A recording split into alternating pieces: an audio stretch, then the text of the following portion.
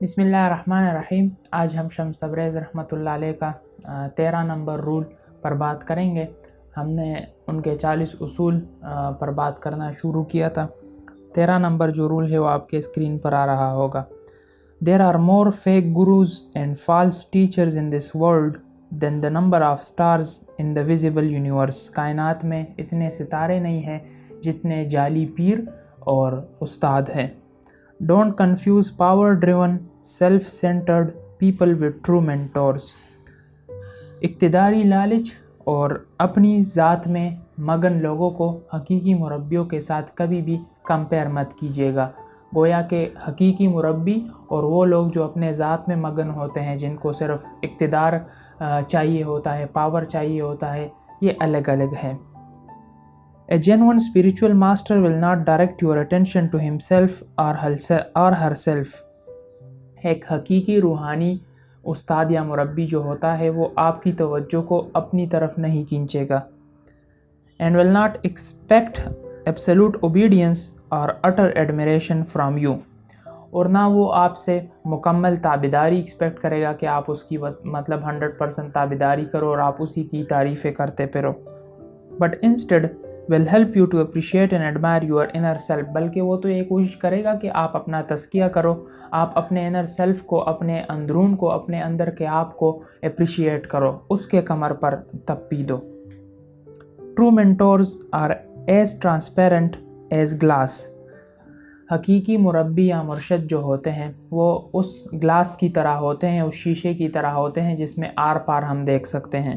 They let the light of God pass through them۔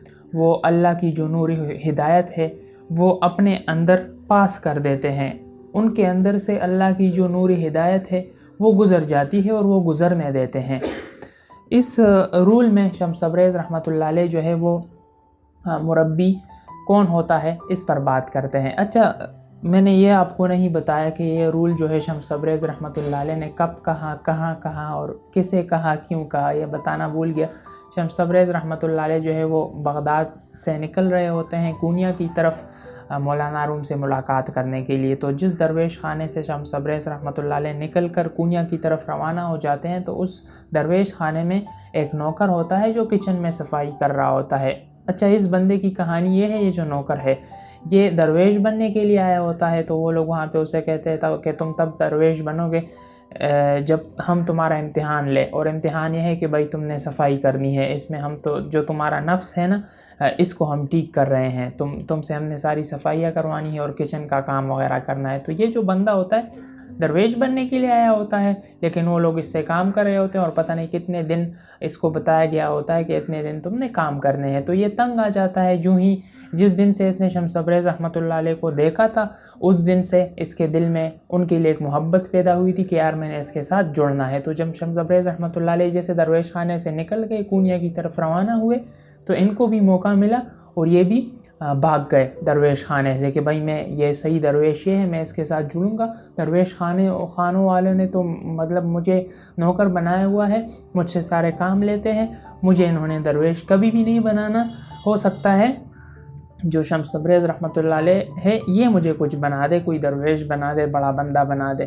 تو شمس تبریز رحمۃ اللہ علیہ آگے یہ بندہ پیچھے دور سے جا رہا ہے، ابھی ان کو نظر نہیں آ رہا، لیکن یہ کہہ رہے ہیں، یہ نوکر کہہ رہے ہیں کہ کچھ وقت کے لیے ان کو پتہ چل گیا کہ یہ بندہ میرے پیچھے ہے۔ تو جو ہی وہ بغداد کے بازار میں رکے کچھ چیزیں لینے کے لیے، کیونکہ کونیا جانا تھا، دور تھا وہاں سے ذرا، تو یہ گئے ہیں ان کے سامنے اور ان کی منتیں کرنا شروع کر دی کہ بھائی آپ درویش ہو، آپ سے مجھے محبت ہے، آپ مجھے اپنا جو ہے شاگرد رکھ لے اور میں آپ کو اپنا مربی مانتا ہوں، مرشد مانتا ہوں، استاد مانتا ہوں۔ شمس تبریز رحمۃ اللہ علیہ انہیں کہتے ہیں کہ بھائی مجھے نہیں چاہیے اسٹوڈنٹس، مجھے شاگرد نہیں چاہیے، میں نہیں رکھتا، میں اکیلے سفر کرتا ہوں، اللہ آپ کو خوش رکھے، جائیں یہاں سے۔ لیکن میں آپ کو ایک مشورہ دیتا ہوں کہ جب بھی آپ کو زندگی میں حقیقی مربی چاہیے ہو تو یہ رول یاد رکھیے گا۔ تو وہاں پہ اس نوکر کو جو درویش خانے میں کام کرتا تھا، شمس تبریز رحمۃ اللہ علیہ نے یہ رول ان کو کہا تھا کہ بھائی کائنات میں اتنے ستارے نہیں ہیں جتنے مربی ہیں، اس لیے حقیقی مربیوں کو، جن کو پاور چاہیے ہوتا ہے اور جو اپنی ذات میں مگن ہوتے ہیں، ان کے ساتھ کنفیوز مت ہو ان دونوں میں. گویا حقیقی مربی یہ الگ لوگ ہوتے ہیں جن کو دنیا نہیں چاہیے ہوتی، مال نہیں چاہیے ہوتا، اپنی تعریف نہیں چاہیے ہوتی، پاور نہیں چاہیے ہوتا، وہ اپنی واہ نہیں منوانا چاہتے، وہ بس خاموش ہوتے ہیں، اپنے کام سے کام رکھ رہے ہوتے ہیں.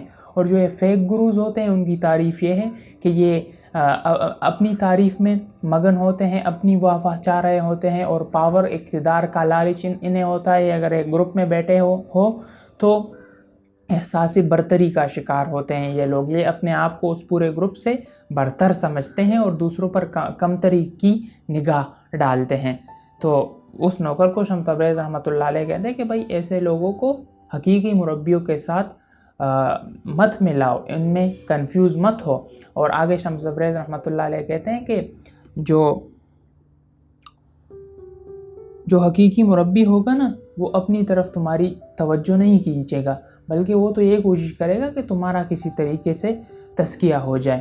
اور جو حقیقی مربی ہوتا ہے وہ جو ہے وہ اس شیشے کی طرح ہوتے ہیں جس میں آر پار دیکھا جا سکتا ہے. مطلب اس کا یہ ہے کہ جو حقیقی مربی ہوتا ہے اس کا جو اندرون ہوتا ہے انر سیلف، اور جو آؤٹر سیلف ہے بیرون. گویا وہ اپنی تنہائی میں کیسا ہے اور وہ اپنی جلوت میں کیسا ہے، یہ ایک جیسا ہوتا ہے. وہ کوئی بات ایسے نہیں ہے کہ آپ کے منہ پر کچھ بول دے گا، پیچھے آپ کے پیچھے کچھ اور باتیں کر رہا ہوگا. نہیں، ان کے دل میں جو ہوتا ہے وہ ان کی زبان پر ہوتا ہے. وہ ایسے ہوتے ہیں کہ وہ اس شیشے کی طرح ہوتے ہیں جس میں آر پار دیکھا جا سکتا ہے، اور وہ اللہ کی جو نور ہدایت ہے وہ اپنے اندر جانے دیتے ہیں. گویا وہ سخت دل نہیں ہوتے، گویا وہ قرآن کو، اللہ کی بات کو ریجیکٹ نہیں کرتے، اللہ کو غیب مان کر اللہ پر وہ یقین کرتے ہیں کہ ہاں بھائی اگر اللہ مجھے کوئی دلیل بھی نہ دیتا نا، اللہ نے دی ہے اپنی پریزنس کی دلیل کہ میں موجود ہوں، میں ہی خالق ہوں، لیکن اگر اللہ دیتا بھی نہیں کوئی دلیل تو ہمیں ان پر یقین ہے کہ بھائی اللہ موجود ہے. تو یہ اس طرح کہتے ہیں کہ جو نور ہدایت ہے نا وہ اپنے اندر جانے دیتے ہیں. تو حقیقی مربی کون ہوتا ہے؟ مجھے آج صبح ایک سوال بھی ملا کہ بھائی آپ نے مربی کے بارے میں اکثر بات کرتا رہتا ہوں استاد کی اہمیت کے بارے میں، تو انہوں نے کہا کہ آپ نے مربی کے بارے میں بات کی تھی، تو اب میں مربی کو تلاش کیسے کروں؟ تو میں نے ان کو بھی جواب دے دیا. آپ کو بھی میں یہ کہوں گا کہ سب سے پہلے نا اپنی نیتوں میں سچے ہو جائے، نیت ٹھیک بنا لے. یہ آپ کو پتا ہوگا کہ آپ کو مربی کیوں چاہیے، تو وہ جو نیت ہوگی آپ کی، جو وجہ ہوگی جس وجہ سے آپ کو مربی چاہیے، وہ نیک ہونی چاہیے. وہ کسی دنیا پرستی اور مال کے لیے نہ ہو.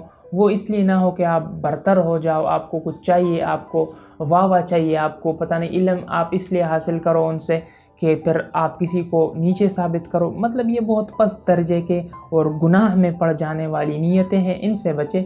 وجہ اچھی بنائیں جس وجہ سے آپ کو مربی چاہیے. دوسرا کام یہ کیجئے کہ اللہ سے مسلسل دعا کیجئے کہ آپ کو مربی جیسے عظیم نعمت سے نوازے. تیسرا کام یہ کیجئے کہ اپنے گھر میں، محلے میں، گاؤں میں، شہر میں ڈھونڈنا شروع کیجئے کہ وہ کون سا بندہ ہے بھائی جو مربی ہونا کوالیفائی کرتا ہے. کچھ وجوہات یہاں پہ شمس تبریز رحمۃ اللہ علیہ نے بتایا کہ ان کو دنیا نہیں چاہیے ہوگی، مال نہیں چاہیے ہوگا، اپنی تعریف نہیں چاہیے ہوگی. وہ آپ کو اپنا شاگرد پہلے تو ایکسیپٹ بھی نہیں کرے گا، کیونکہ وہ ہر کسی کو ایکسیپٹ کرنا شروع کر دے، یہ انہیں نہیں چاہیے ہوتا. ان کے اندر خود کو جہنم سے بچانے کی ان کے اندر نا خود کو جہنم سے بچانے کی فکر آپ کو جنت میں لے جانے کی فکر سے زیادہ ہوگی. گویا وہ اس فکر میں زیادہ ہوں گے کہ بھائی میں خود کیسے جہنم سے بچوں، اور اس فکر میں وہ کم ہوں گے کہ اس کو میں جنت میں کس طرح لے کے جاؤں. تو یہ کام بھی آپ کیجئے گا. اور مربی جو ہوتا ہے ضروری نہیں ہے کہ وہ مشہور ہو، اسے بہت سارے لوگ جانتے ہو، سوشل میڈیا پر اس کے لاکھوں فالوورز ہوں. نہیں، وہ تو جتنا غائب ہوگا، جتنا کم لوگ اسے جانتے ہوں گے تو اتنا آپ کے لیے بھی فائدہ مند ہوگا. اور وہ بھی یہ چاہ رہا ہوگا کہ بھائی میں مشہور نہ ہوں، کیونکہ مشہوری جو ہے یہ ایک پبلک پراپرٹی بن جاتی ہے. لوگ پھر جو بندہ مشہور ہو جائے نا، لوگ کہتے ہیں کہ بھائی اس نے جس طرح میں چاہوں گا اس طرح یہ اسی طرح ہوگا جس طرح ہم چاہیں گے، اور یہ اپنی مرضی کا تو کچھ کر ہی نہیں سکتا، حق تو یہ کچھ بیان ہی نہیں کر سکتا. جس طرح ہم چاہیں گے یہ اسی طرح کرتا رہے گا. تو ایک پراپرٹی بن جاتی ہے، پبلک پراپرٹی جسے کہتے ہیں. تو وہ اور بھی بڑے وجوہات ہیں مشہور ہونے کے. پھر آپ جو ہے آپ خود گناہ میں ملوث ہو جاتے ہو. بھائی آپ کے اندر جو ہے وہ دنیا کی محبت آ جاتی ہے، اور مطلب جو تعریف ہے نا یہ جو ہے وہ بگاڑ کی طرف نفس کے اندر بگاڑ پیدا کرتی ہے اور گناہ کی طرف لے کے جاتی ہے، بندے کو تکبر کی طرف لے کے جاتی ہے۔ تو جو حقیقی مینٹور ہوتا ہے وہ یہ نہیں چاہ رہا ہوتا کہ بھائی وہ مشہور ہو جائے، اور وہ آپ کو شاگردی میں آسانی سے نہیں لے گا۔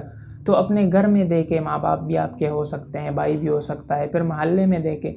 تو میں نے باتیں بتا دی مربی کی کہ ان کی کون کون سی خصوصیات ہے، تو وہ خصوصیات اگر اس میں ہوں تو آپ بالکل ان کے ساتھ جڑ جائیے گا۔ اور اگر آپ کو کوئی مربی نہ ملے تو دعا میں سنجیدہ ہو جائے اور اللہ تعالیٰ سے اور مستقل مزاجی کے ساتھ مانگتے رہیں کہ اللہ تعالیٰ آپ کو جو ہے مربی سے اور مرشد سے نوازے۔ اور اگر نہیں ملتا آپ کو تو بس اس پہ ہی صبر کرے اور قرآن اور حدیث کے ساتھ جڑے، اور جو بھی آپ کو نیک بندہ ملے جو آپ کے جو ہے مربی ہونا آپ کے لیے کوالیفائی کرتا ہو، تو بس فی الحال اسی کے لیے جڑ جائیں اور دعا کرتے رہے، تو انشاءاللہ آپ کو جو آپ کو چاہیے مربی وہ بھی مل جائے گا۔